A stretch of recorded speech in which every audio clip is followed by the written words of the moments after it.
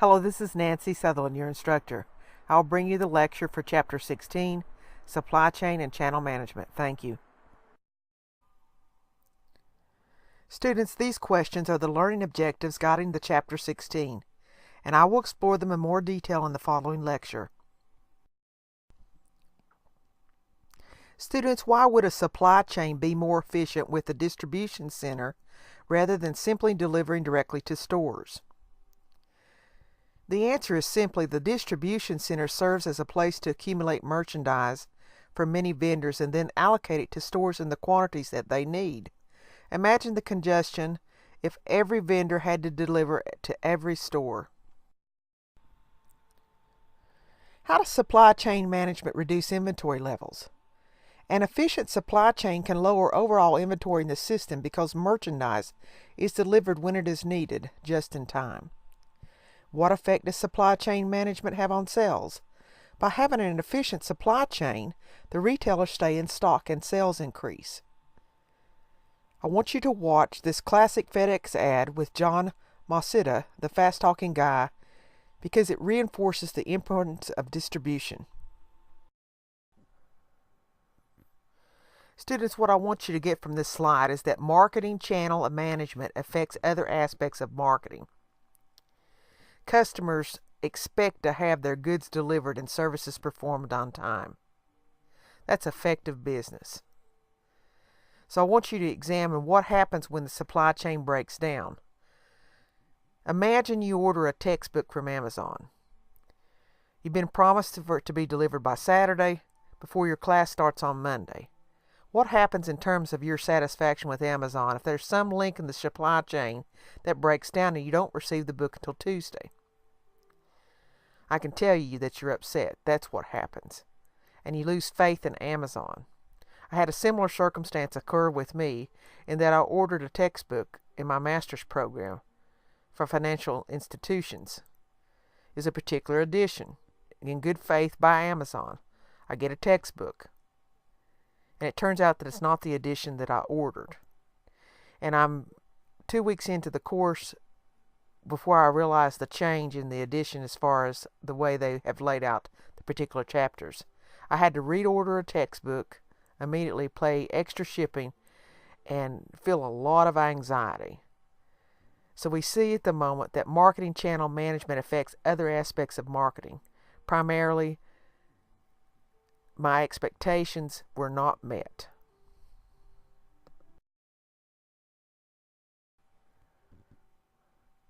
Students, this picture is an easy-to-understand slide discussing the design of marketing channels.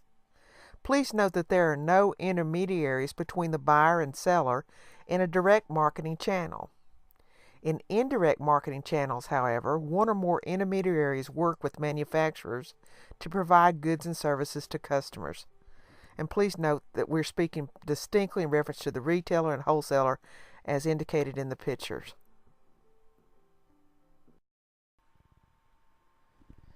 Students, a vertical marketing system is a supply chain in which the members act as a unified system, thereby mitigating conflict.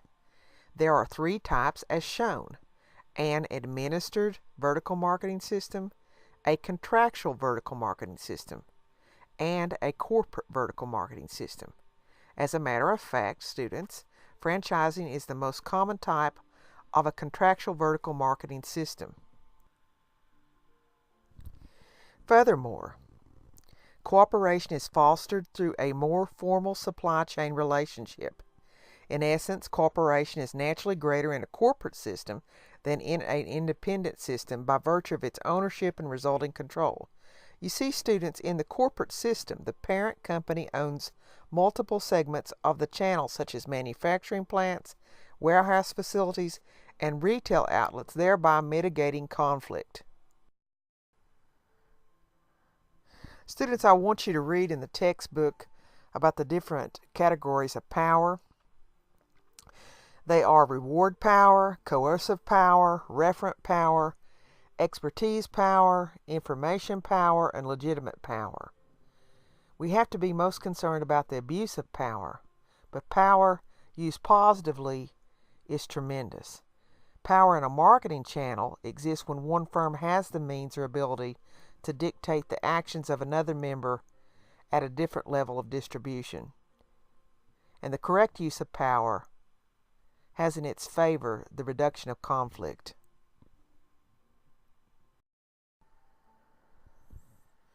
Students, we're going to look at managing marketing channels and supply chains through strategic relationships. Supply chain relationships, like personal relationships, are stronger when there is a mutual trust, open communication, common goals, and credible commitments. For instance, a provider such as Walmart must trust their suppliers. Strategic relationships are then formed when members of a supply chain depend on and trust each other heavily. When they share goals and agree on how to accomplish these goals together, when they're willing to take risk, when they share their confidential information, and when they make significant investments for the sake of the relationship. In fact, we see that successful strategic relationships require mutual trust, open communications, common goals, interdependence, and credible commitments. Students, we're going to look at managing marketing channels and supply chains through strategic relationships. Supply chain relationships, like personal relationships, are stronger when there is a mutual trust, open communication, common goals, and credible commitments. For instance, a provider such as Walmart must trust their suppliers. Strategic relationships are then formed when members of a supply chain depend on and trust each other heavily. When they share goals and agree on how to accomplish these goals together, when they're willing to take risk, when they share their confidential information, and when they make significant investments for the sake of the relationship. In fact, we see that successful strategic relationships require mutual trust, open communications, common goals, interdependence, and credible commitments. We begin with an assessment, students. What is the difference between an indirect and direct marketing channel? There are no intermediaries between the buyer and seller in a direct marketing channel. However, in indirect marketing channels, one or more intermediaries work with manufacturers to provide goods and services to customers. The next question. What are the differences among the three types of vertical marketing systems? In an administrative vertical marketing system, there's no common ownership or contractual relationships, but the dominant channel member controls or holds the balance of power. In contractual vertical marketing systems, independent firms at different levels of the marketing channel join together through contracts to obtain economies of scale and coordination and to reduce conflict. Remember, I told you the primary example of a contractual vertical marketing system was the franchisor and the franchisee relationship. Lastly, in a corporate vertical marketing system, the parent company has complete control and can dictate the priorities and objectives of the marketing channel because it owns multiple segments of the channel, such as manufacturing plants, warehouse facilities, and retail outlets. In closure, the third question, how do firms develop strong strategic partnerships with their marketing channel partners? Successful strategic relationships require mutual trust, open communication, common goals, interdependence, and credible commitments.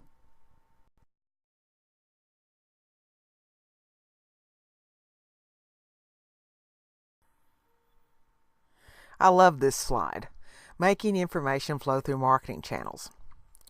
Information flows from customers to stores, to and from distribution centers, possibly to and from wholesalers, to and from product manufacturers, and then on to the producers of any component and of the suppliers of the raw materials. This slide depicts the flow. Flow 1, from customers to store.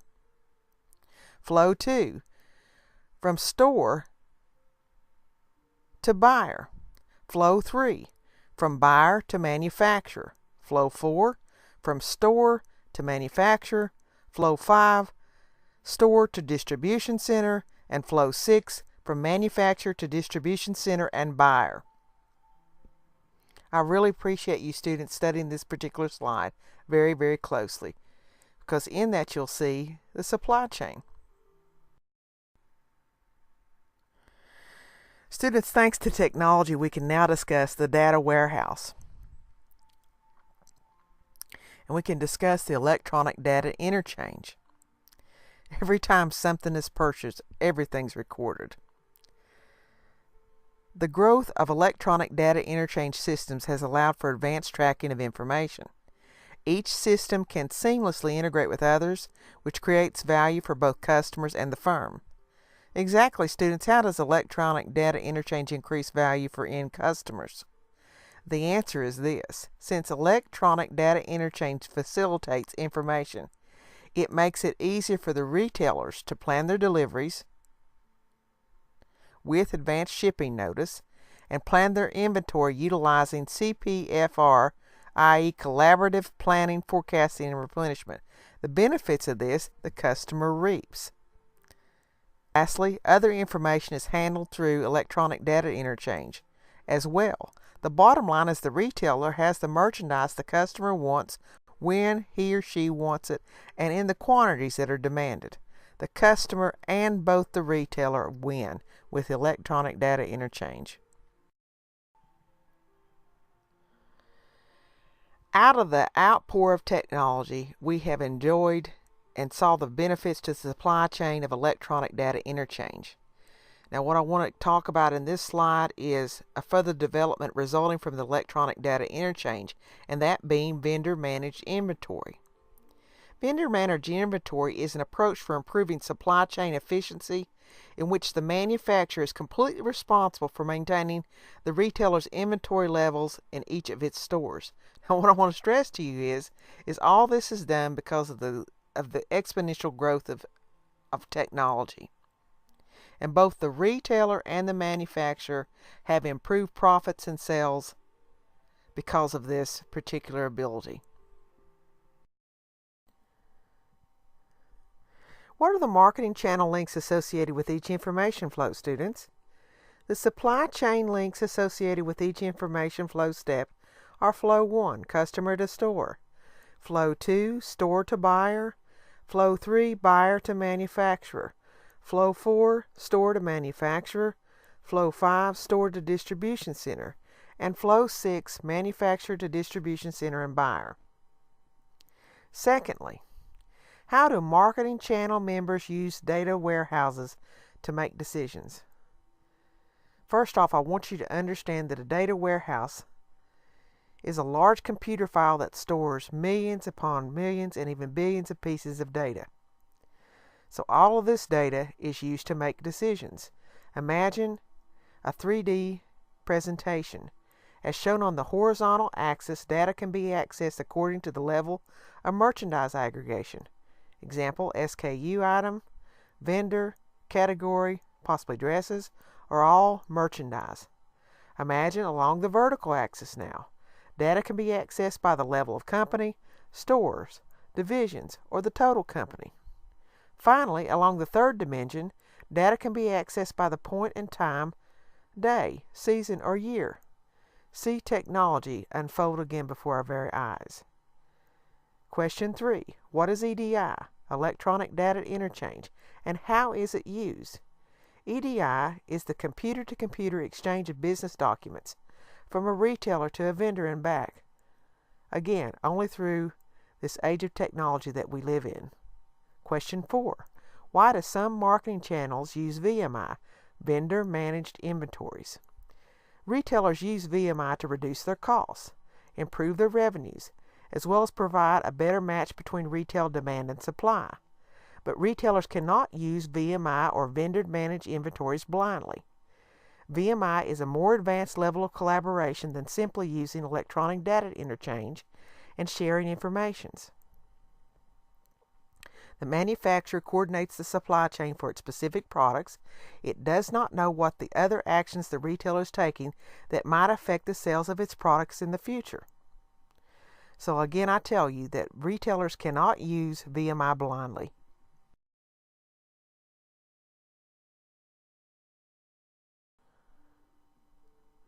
Making merchandise flow through marketing channels, students, is the primary responsibility of the supply chain.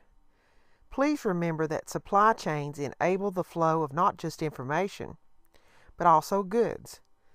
Now, keeping flows going is not a simple task. Under what circumstance might a manufacturer deliver directly to stores, flow 2, rather than to a distribution center, flow 1? Well, first off, the retailer may demand that.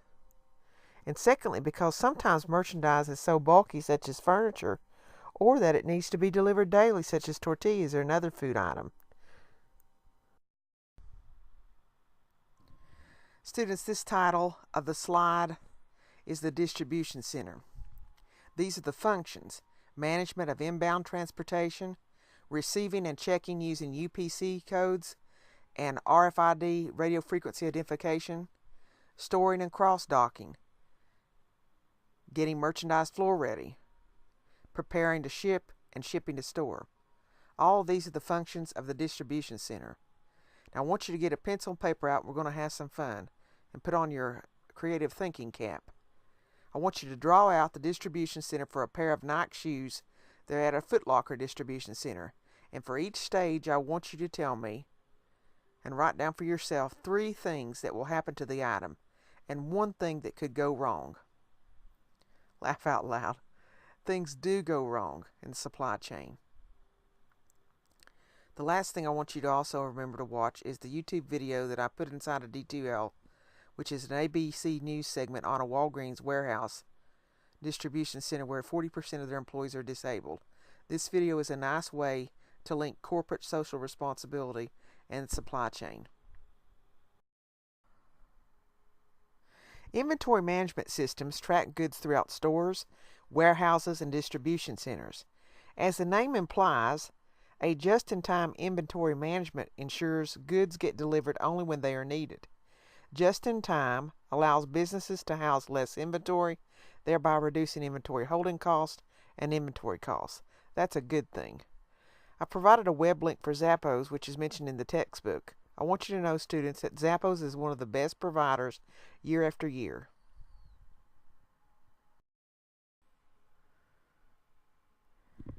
Students, it's time for us to check ourselves. How does merchandise flow through a typical marketing channel? The merchandise leaves the manufacturer and may or may not go through a distribution center. Again, I repeat, the merchandise leaves the manufacturer and may or may not go through a distribution center. However, then the merchandise goes to a store, and then from the store to the customer. I want you to remember this flow. It's very important as far as supply chain management. Secondly, why have just-in-time supply chains become so popular? Just-in-time leads to reduced lead time. This is of extreme benefit in business. Likewise, increased product availability is a benefit, and lastly, lower inventory investment. Just-in-time is just really very, very good for business. Students, I am so very happy to have brought you this lecture on Chapter 16.